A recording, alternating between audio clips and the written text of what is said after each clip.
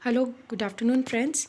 मेरा नाम है मनप्रीत कौर और हम लोग पढ़ रहे थे पेपर 1, जिसके अंदर हम लोग टीचिंग के पहले जुलाई में 2 बार एग्ज़ाम हुआ था, उसमें से एक बार जो जुलाई में पेपर आए थे उसके क्वेश्चंस को डिस्कस कर चुके हैं। और अब हम लोग डिस्कस करने वाले हैं 22 जुलाई के एग्ज़ाम को, जिसके अंदर स्पेसिफिकली हम टीचिंग के क्वेश्चंस की बात करेंगे। तो चलिए शुरू करते हैं। सबसे पहले बात आती है question number 6। From the following list of statements, select those which indicate the characteristics and basic requirements of teaching। देखो क्या बोला इसने बोला है कि नीचे दिए गए ऑप्शंस में से टीचिंग की बेसिक रिक्वायरमेंट और करेक्टरिस्टिक्स को कौन से पॉइंट डिस्कस करते हैं। सबसे पहला है teaching implies communication, teaching is like selling goods, teaching means managing and monitoring, teaching implies influencing others, teaching requires convincing others, there can be no teaching without infrastructural support। तो इस question number 6 का answer क्या बनता है, चलो देखते हैं। सबसे पहले इसने क्या बोला, टीचिंग इम्प्लाइज कम्युनिकेशन, मतलब अगर आप टीचिंग कर रहे हो इसका मतलब है कि आप कम्युनिकेट कर रहे हो। कम्युनिकेशन में क्या होता है, कम्युनिकेशन में भी हम अपनी बात को एज इट इज़ दूसरे बंदे तक पहुंचाते हैं, और टीचिंग में भी हम ऐसा ही करते हैं, कोशिश करते हैं कि हम अपनी बात पहुंचाएं। तो टीचिंग के अंदर कम्युनिकेशन होता है, बिल्कुल होता है। ऑप्शन नंबर 1 जो है हमारा वो बिल्कुल सही होता है। अब नेक्स्ट क्या है, ये क्या बोल रहा है कि teaching is like selling goods. क्या टीचिंग में हम कोई व्यापार कर रहे हैं? नहीं, it's not like selling goods, तो ये सेकंड ऑप्शन नहीं होगा। नेक्स्ट है हमारा teaching means managing and monitoring. Teaching का मतलब है मैनेज करना और मॉनिटर करना। तो क्या टीचिंग में हम मैनेज करें और मॉनिटर करें? बिल्कुल, हम टीचिंग में मैनेज भी करते हैं और मॉनिटर भी करते हैं, जैसे इवैल्यूएट करना, टाइम टू टाइम परफॉर्मेंस को देखना, कैसे कर रहे हैं स्टूडेंट, कैसे नहीं। नेक्स्ट है हमारा टीचिंग इम्प्लाइज इन्फ्लुएंशियल अदर्स, है ना। टीचिंग में हम क्या कर रहे हैं, टीचिंग इम्प्लाइज इन्फ्लुएंसिंग अदर्स। तो हम टीचिंग में करते हैं ऐसा जिसमें हम दूसरों को इन्फ्लुएंस करने के लिए टीच करते हैं, ताकि उनके बिहेवियर में सके, उनके बिहेवियर को मोल्ड किया जा सके, ट्रांसफॉर्म किया जा सके। नेक्स्ट है teaching requires convincing others. No, there can be no teaching without infrastructural support. नहीं, ये बात भी बिल्कुल ठीक नहीं है कि इंफ्रास्ट्रक्चरल सपोर्ट के बिना टीचिंग हो ही नहीं सकती, ऐसा कुछ भी नहीं है। तो इस हिसाब से हमारा जो ऑप्शन नंबर 1 है, 3rd है और 4th है, ये तीनों ही जो मेरे स्टेटमेंट्स हैं वो ठीक हो जाती है, जिसके कारण मेरा आंसर नंबर 1 ठीक माना जाएगा।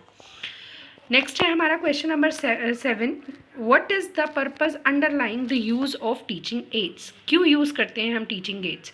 लेसन्स को इंटरेस्टिंग बनाने के लिए, स्टूडेंट की अटेंशन कैप्चर करने के लिए, एनहांस करने के लिए टेक्नोलॉजिकल रिसोर्सेज, लर्निंग आउटकम को ऑप्टिमाइज़ करने के लिए। तो लर्निंग आउटकम को ऑप्टिमाइज़ करना ये सबसे बेटर आंसर होगा इस केस में। जब भी हम टीचिंग के क्वेश्चन सॉल्व करते हैं तो हमें क्या ध्यान देना है, हमें ज़्यादातर टीचिंग में ऐसा होता है कि बहुत सारे क्वेश्चंस ठीक होते हैं, या तो 2 ऑप्शन हमें ऐसे लगते हैं कि ये साथ के साथ ये तो बिल्कुल भी नहीं है, लेकिन बाकी के 2 ऑप्शन हमारे लिए कन्फ्यूजन क्रिएट करते हैं। तो हमें क्या करना है, हमें ये देखना है कि कौन सा बेस्ट सुटेबल आंसर होगा, उस बेस्ट सुटेबल आंसर को हम सेलेक्ट करेंगे। तो 7th का option number 4 best suitable answer बनता है यहाँ पे।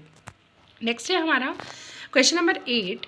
In the 2 list given below, list 1 और लिस्ट 2 में हमें मैच करना है लिस्ट 1 की आइटम्स को लिस्ट 2 की आइटम्स से।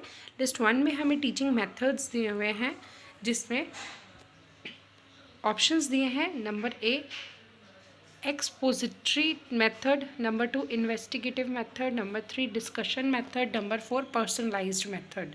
लिस्ट 2 में है factors helpful in making them effective, trust and openness in relationship, freedom to choose a theme and scope for frank exchange of ideas, creating a challenge to address the problem, systematic step presentation और maximising infrastructural support. तो देखिए क्या बनता है, अगर हम बात करें, इसने क्या बोला, एक्सपोजिटरी मेथड। एक्सपोजिटरी मेथड कौन सा मेथड होता है?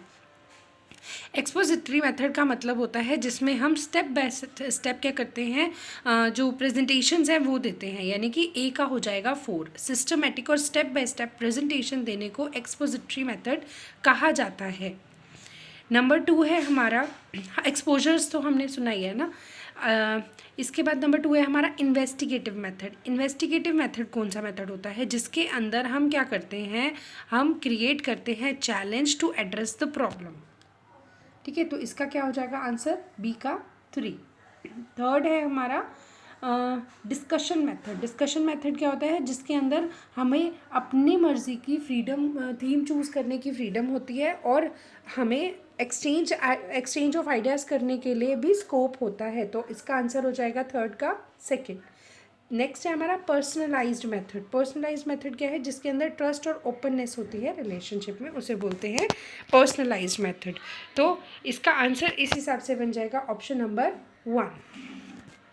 नेक्स्ट क्वेश्चन है हमारा, below are given statements pertaining to evaluation system, identify those which correctly explain them. Number 1, criterion reference testing focuses on a delimited domain of learning task. Next है norm reference testing, requires a clearly defined group. Next है formative tests are given at the end of a course. Both norm reference testing and criterion reference testing use the same type of test items. Summative tests are used regularly during teaching transactions. Mastery tests are example of norm reference testing. तो देखो सही answer क्या होगा। सबसे पहले इसने क्या बोला, इस इवैल्यूएशन के सिस्टम के रिगार्डिंग इसने बोला हमें कि क्राइटेरियन रेफरेंस टेस्टिंग जो है वो फोकस करती है on a delimited domain of learning task. तो ये बिल्कुल ठीक है, क्राइटेरियन जो रेफरेंस टेस्टिंग है वो डीलिमिटेड डोमेन पर ही काम करती है, इसी पर ही फोकस करती है। नेक्स्ट है हमारा नॉर्म रेफरेंस टेस्टिंग जो है, इसके लिए हमें क्लियरली डिफाइंड ग्रुप चाहिए होता है। तो ये भी बिल्कुल ठीक है कि नॉर्म रेफरेंस टेस्टिंग के लिए हमें क्लियरली डिफाइंड ग्रुप चाहिए होता है। नेक्स्ट है हमारा, दोनों ही जो टेस्टिंग है दोनों same type of test items लेती हैं। नहीं, ऐसा जो ऑप्शन है वो हमारा नहीं होगा। Sorry, third option, formative test are given at the end of a course, ये बिल्कुल गलत बोला। फॉर्मेटिव जो टेस्ट है वो हमारे एंड ऑफ द कोर्स पे नहीं दिया जाते, वो तो समेटिव असेसमेंट के जो टेस्ट हैं वो दिए जाते हैं। इसके बाद है कि जो नॉर्म रेफरेंस टेस्टिंग है और क्राइटेरियन रेफरेंस टेस्टिंग है ना, ये दोनों सेम टाइप के टेस्ट यूज़ करते हैं। हाँ, ये दोनों टेस्ट तो सेम टाइप के यूज़ करते हैं। समेटिव टेस्ट को यूज़ किया जाता है रेगुलरली ड्यूरिंग टीचिंग ट्रांजेक्शन्स। नहीं, समेटिव को नहीं बल्कि फॉर्मेटिव टेस्ट को क्या किया जाता है, ड्यूरिंग टीचिंग ट्रांजेक्शन्स जो यूज़ किए जाते हैं वो फॉर्मेटिव टेस्ट होते हैं। मास्टरी टेस्ट क्या है, एग्जाम्पल है नॉर्म रेफरेंस टेस्टिंग के। नहीं, मास्टरी टेस्ट हमारे नॉर्म रेफरेंस टेस्टिंग के एग्जाम्पल नहीं है। देखो, फर्स्ट ऑप्शन हमारा बिल्कुल ठीक है, सेकंड ऑप्शन हमारा बिल्कुल ठीक है, और जो फोर्थ ऑप्शन है हमारा वो भी बिल्कुल ठीक है कि दोनों टेस्ट जो है वो same type of test items को इस्तेमाल करते हैं। लेकिन formative test at the end of the course नहीं बल्कि ड्यूरिंग द कोर्स दिए जाते हैं, जबकि समेटिव टेस्ट जो है वो हमारे रेगुलरली नहीं, वो हमारे eight the end of the course दिए जाते हैं। तो थर्ड और फिफ्थ तो बिल्कुल भी नहीं होगा, और mastery test norm reference testing का एग्जाम्पल नहीं है। तो उस हिसाब से हमारा आंसर नंबर 2 सही बन जाता है। नेक्स्ट है हमारा question number 10। In the list given below हमें आइडेंटिफाई करना है की टीचिंग बिहेवियर्स को जो कि हमारे जो बेस्ट टीचिंग है या इफ़ेक्टिव टीचिंग है उसके लिए कंट्रीब्यूट करते हैं। सबसे पहले लेसन की क्लैरिटी होनी चाहिए, probing, teacher task orientation, infrastructural variety, student का success rate, using student ideas. तो इसका क्या बनेगा, देखो सबसे पहला लेसन की क्लैरिटी, ऑब्वियसली लेसन की क्लैरिटी होनी चाहिए। प्रॉबिंग नहीं होनी चाहिए obviously. Teacher task orientation, teacher task orientation होना चाहिए। जो पर्टिकुलर टास्क से रिलेटेड काम करवाना है जो भी है वो उसको माइंड में बिल्कुल क्लैरिटी होनी चाहिए। नेक्स्ट है हमारा स्टूडेंट का सक्सेस रेट बिल्कुल मायने रखता है।